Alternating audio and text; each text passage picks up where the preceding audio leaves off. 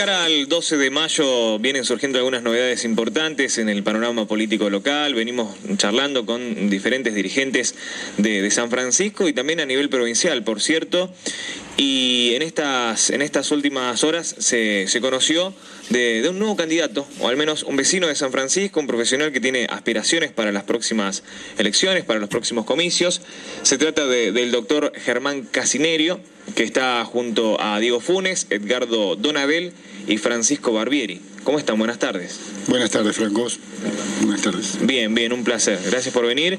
Y charlábamos un poquito fuera de aire, hablando de esto de que hay que involucrarse, de que hay que participar en política, de que muchas veces vemos las mismas caras en las elecciones, en las campañas, y ustedes decidieron hacerlo en esta ocasión.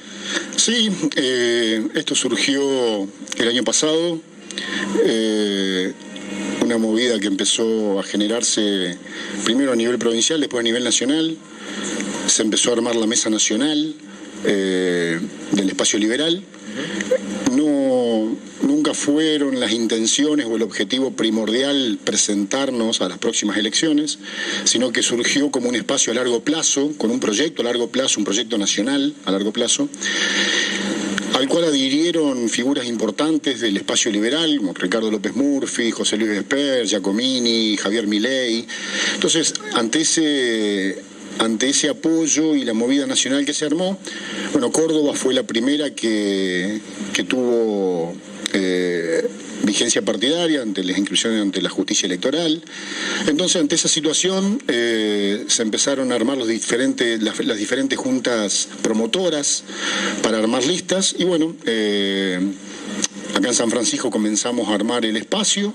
Tuvimos una gran recepción por parte de los ciudadanos y bueno, estamos en camino al 12 de mayo para presentar la lista del espacio liberal. Igual esto acá nace como un espacio, como un proyecto a largo plazo, no muere en el 12 de mayo. Tan es así que nosotros, paralelamente al espacio político partidario, estamos conformando, ya tenemos prácticamente conformada una fundación para continuar trabajando para la comunidad de San Francisco particularmente. Ya me vas a contar acerca de esta fundación. Recién me decías un poco cómo inició todo, y entre ustedes son compañeros de trabajo, son amigos, son vecinos, se conocieron a partir de este espacio liberal. ¿Cómo surge? Sí, nosotros nos conocimos exclusivamente a través de este espacio liberal. Se formó un lindo grupo, un grupo sano, originario, porque ninguno venimos de un espacio político, del espacio público, somos todos del sector privado, trabajadores, profesionales, empresarios, comerciantes, industriales, estudiantes, jóvenes, que somos parte de la ciudadanía, y hoy todavía lo somos. Este espacio nace como un espacio de la ciudadanía. Casinerio, ¿usted es abogado? Sí, soy abogado. ¿Cuánto tiempo hace que es abogado? Casi 15 años. ¿Y en qué rama se especializa la abogacía? Como Martín, igual, en todo.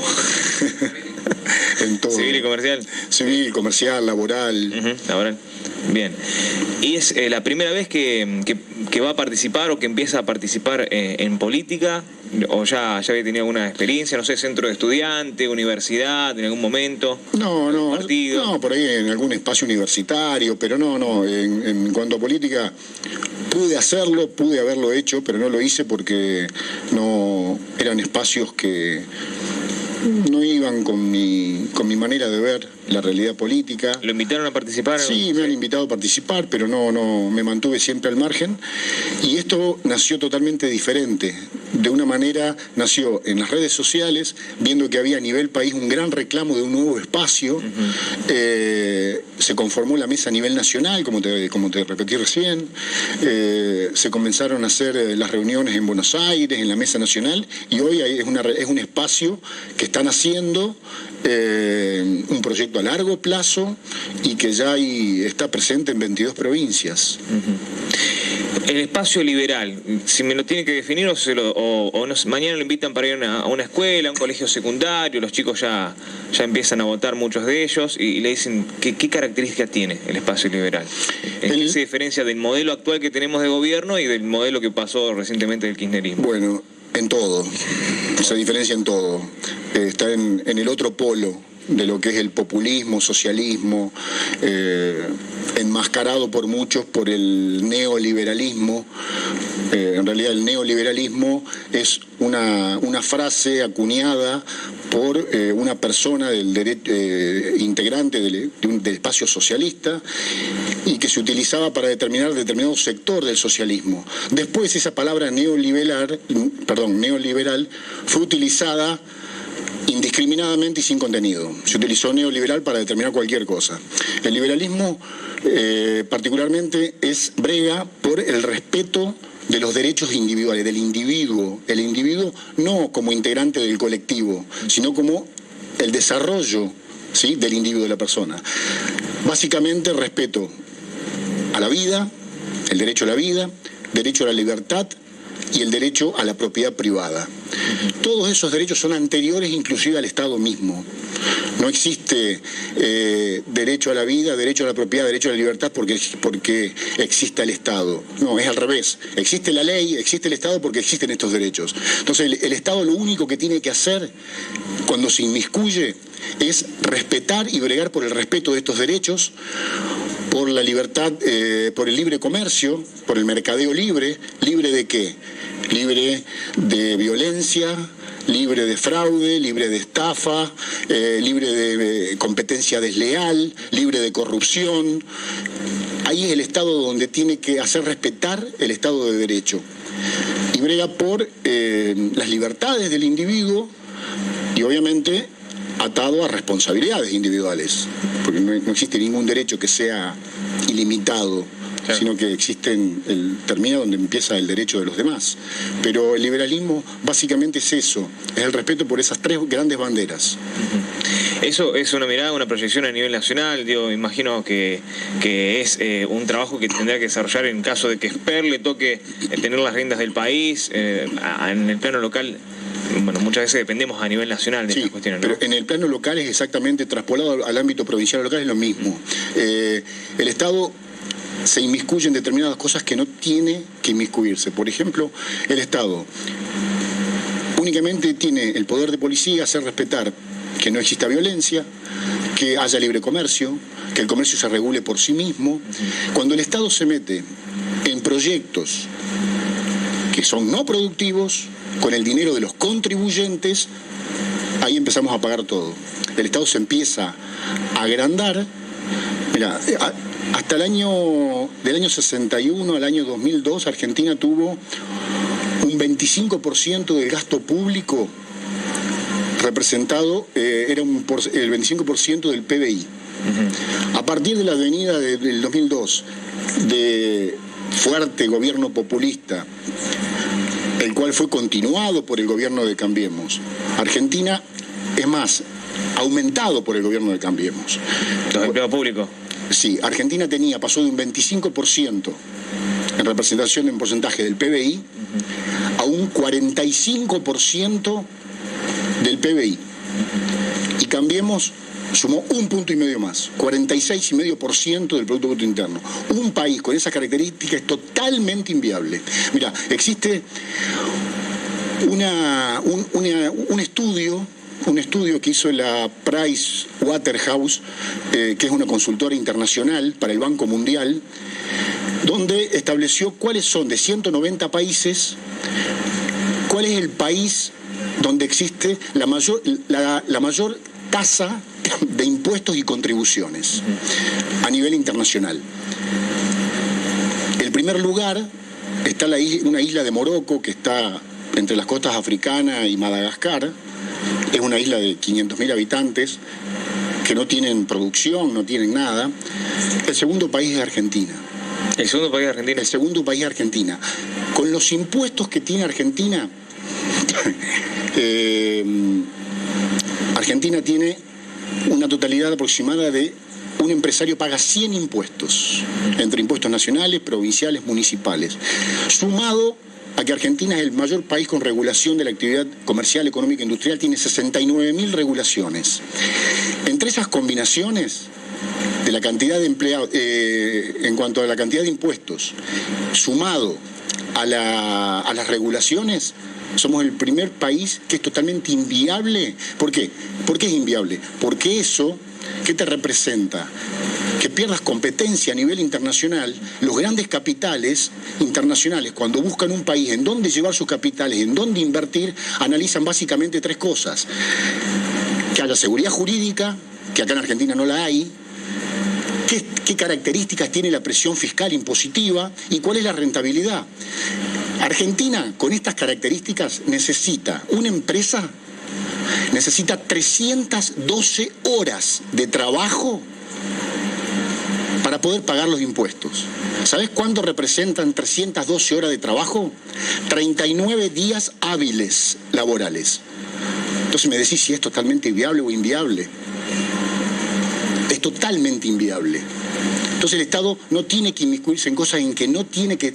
Porque es un Estado donde existe un sistema perverso impositivo, un sistema complejo, y así es imposible que vengan a traer capitales a invertir a la Argentina. ¿Por qué hay fuga de capitales? Ahí tenés la respuesta: porque hay fuga de capitales. ¿Por qué el mercado económico argentino tiene 1/3 en negro? Ahí tenés la respuesta de por qué. Entonces, porque tenés un Estado inmenso que cada vez abarca cada vez más. Te están escuchando muchos comerciantes que tienen, o pymes aquí en la ciudad que no dan abasto, ¿no? Con todas las cargas. Esto acá no solamente es a nivel nacional, sí, no, es a nivel provincial y a nivel local. Tal cual, el impacto con los impuestos, con las cargas local, provincial y nacional. Y ante esa manera, ¿no? Ante esa manera solamente tenés obviamente tenés que achicar el gasto público para generar un ahorro. Entre otras cosas que vos podés achicar el gasto público, tenés que reducir los impuestos, que esa es una propuesta nuestra, reducir un 50% los impuestos a nivel local, y la única manera que tenés es de achicar el Estado provincial. Entre ellos los políticos, imagino, no solamente los empleados públicos. Es eso, sí. Hoy veía un listado de los diputados que canjearon los pasaportes, los pasajes, vergonzoso. Sí. Claro, le dan pasajes para recorrer el país, para poder analizar el país y presentar proyectos, y hay 9 diputados que no utilizaron uno y los canjearon por dinero. O sea, un gasto millonario entre tantos otros, ¿no? Sí, un país así es totalmente inviable, y una ciudad así también es totalmente inviable. Hoy San Francisco está sufriendo eso. Eso le iba a preguntar, en el plano local, en el plano de San Francisco, ¿qué propuestas tienen o qué creen que deberían cambiar a partir de... Reducción del 50% de los impuestos. Claro, se reduce el 50% de impuestos, digo. ¿Y de dónde saca el dinero San Francisco o el arca municipal? Sí, reduciendo, achicando el gasto público, el empleo público. Achicando el empleo público. Despediría a buena parte de la planta municipal. Sí, eso es un tema que... Es un tema complicado. Muy poco... No, pero está bien. No, pero es un tema muy complicado, sí, que muy pocos candidatos y políticos en esta época no lo abordan. Bueno, ahí está, vos dijiste algo importante. Es una gran falacia de que no se puede hacer. Es una gran falacia. Acá en San Francisco el 50-60% se va en planta pública. Mira, hay un estudio de una fundación latinoamericana donde se establece que aproximadamente los números de empleados públicos acordes a la población sería aproximadamente de un empleado público cada 100 habitantes. Sí. ¿Sí? San Francisco tiene aproximadamente, de acuerdo a los últimos censos, 62.200 habitantes. ¿Sabes cuánto te da? Te da 600. Un empleado público cada 35 habitantes. San Francisco hoy tiene entre 1.800 y 2.000 empleados públicos. ¿Tanto así? Con los que tendría que funcionar con 620 empleados públicos. Ahora, no es que no se pueda hacer, eso es una gran falacia. Se puede hacer, pero tenés que asumir el costo político, que nadie lo quiere asumir, porque todo el mundo mira hacia el empleado público. ¿Y el empleado privado? El año pasado se perdieron 200.000 puestos de trabajo, y en este año se proyecta el doble de eso. ¿Y el empleado privado no tiene familia? ¿El empleado privado no tiene gastos? ¿No tiene que mantener una familia? ¿No tiene costos? ¿Quién se hace cargo del empleado privado? Entonces el empleado público sí se puede hacer. Nosotros tenemos un proyecto para hacerlo y lo vamos a hacer. Hay que reestructurar totalmente el Estado municipal. ¿Cómo se hace? Porque es un tema para abordar interesante. ¿Cómo se hace? Porque no sé cuántos habrá de haber, más de 1.000 empleados públicos en San Francisco. Sí, alrededor de 1.800 empleados públicos. Usted dice que hay 1.800. Aproximadamente. Bueno, tenía un número menor, pero hay 1.800. Hay que despedir 1.200 personas. Sí. ¿Y qué le dice usted a esas personas? Casinerio es intendente de San Francisco a partir de, yo te cuento por qué es una falacia. De diciembre. Porque es una falacia, que no se puede hacer tocar el empleo público. El artículo 14 bis de la Constitución Nacional, que es el derecho protectorio, te dice que respecto de los trabajadores privados, ¿sí?, los protege en contra del despido arbitrario y le da estabilidad al empleado público. Ahora, todo derecho constitucional no es ilimitado. Es según las leyes según las leyes o normas que reglamenten su ejercicio. Lo de la Constitución es el piso por el cual, debajo del cual no se puede ir. Pero hay leyes que limitan determinados derechos. De hecho, en Argentina existen leyes nacionales, provinciales, que cuando se hace la reestructuración del Estado, la ley 23.696 y la 697, en la década de los 90, cuando se privatizó parte del Estado, se hizo eso. ¿Cuáles son las excepciones del empleado público? Cuando vos suprimís parte de la estructura del Estado, cuando el Estado se debe reestructurar y se debe achicar, cuando suprimís determinadas reparticiones, o cuando tenés necesidad de achicar el gasto. En esas situaciones, o reasignás empleados a otro sector o los cambiás por una indemnización. Eso se puede hacer y es lo que vamos a hacer. Pero la idea no es solamente eso. ¿Qué se prevé? El Estado es totalmente ineficiente en un montón de cosas. Vos salís por los centros vecinales a preguntar y es caótico, yuyales, suciedad que tienen que hacerse cargo los centros vecinales, para la cual no es la finalidad de los centros vecinales.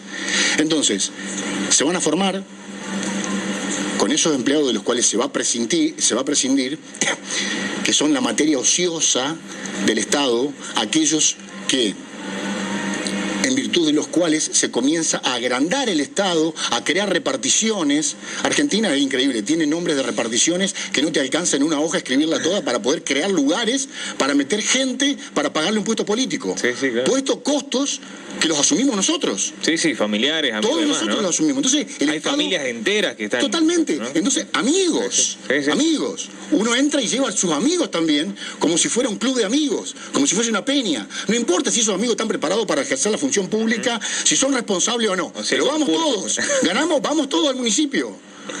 Nos hacemos amigos, vengan. Yo los pongo en cualquier lado y después esos costos los pagamos nosotros. De eso está cansada la sociedad, de los cuales estamos cansados también nosotros. Entonces, cuando vos empezás a agrandar el Estado para meter cargos políticos, de esos cargos hay que prescindir. Pero nosotros no vamos a prescindir así nomás. Cuando vos prescindís de esa parte del municipio, que aparte hay otra cosa, esos empleados, el primer perjudicado de todo es el verdadero empleado público. Que ese empleado público no tiene por qué irse del municipio, que es el verdadero empleado que tiene vocación de servicio, que tiene capacidad, está capacitado para ejercer el puesto que está ocupando. Ese empleado se tiene que quedar, pero por el otro 50% no podés recategorizar al Estado, no podés profesionalizar al Estado. Entonces, esos empleados que es materia ociosa, se va a hacer un inventario. Obviamente se va a hacer un inventario de todos los bienes y útiles, de todos los automotores, de todas las maquinarias, de todas las herramientas que causan costos de mantenimiento, y se van a establecer equipos de trabajo donde ese plantel de trabajadores conforme sus pequeñas y medianas empresas, pequeñas y medianas empresas de barrido, iluminación, de limpieza, con los cuales se las va a indemnizar con todo ese material de trabajo, máquinas, herramientas, automóviles, lo que necesiten para montar sus empresas, y se les va a garantizar un contrato de concesión de barrido de limpieza del espacio público asignado. Uno se le va a garantizar, por determinado por X tiempo, por 2 años. Después se le va a renovar en el caso de que cumpla con su función y que cumpla con el contrato. Entonces, no cumplió, se rescinde el contrato y después saldrá a licitación pública como corresponde. No se lo deja, se lo capacita y se le da la posibilidad. Entonces, vos estás convirtiendo una unidad ociosa, que la pagamos todo, en una unidad productiva para la ciudad, que genere empleo y que produzca. Usted está contando y mencionando mucho algo que muchos vecinos lo plantean desde hace mucho tiempo, ¿no? Que los políticos no se animan a tocar, todo lo contrario. Cada político que llega casinerio a la intendencia y trae sus amigos, trae sus familiares y se agranda la planta política, y cuando llega el momento de las elecciones se pasan a planta permanente varios para poder asegurarse el favor público que es el voto en las elecciones, ¿no? Sí, tal cual, pero nosotros no venimos a hacer eso, al contrario. Acá no hay que poner gente. Acá hay que tornar productiva una parte que no lo es. Que están ahí, en virtud de los cuales se agrandó el Estado para pagar favores políticos. Nosotros no le debemos favores políticos a nadie. Nosotros no estamos haciendo la campaña con fondos públicos, con fondos privados. Sale de nuestros bolsillos lo que estamos haciendo. ¿Cómo podemos? Tenemos los mismos reclamos que quiere cualquier ciudadano. No tenemos ninguna diferencia con ningún ciudadano. Venimos como ciudadanos a reclamar algo, nada más. ¿En la provincia quién va a ser el candidato? El candidato a gobernador es Agustín Spassesi.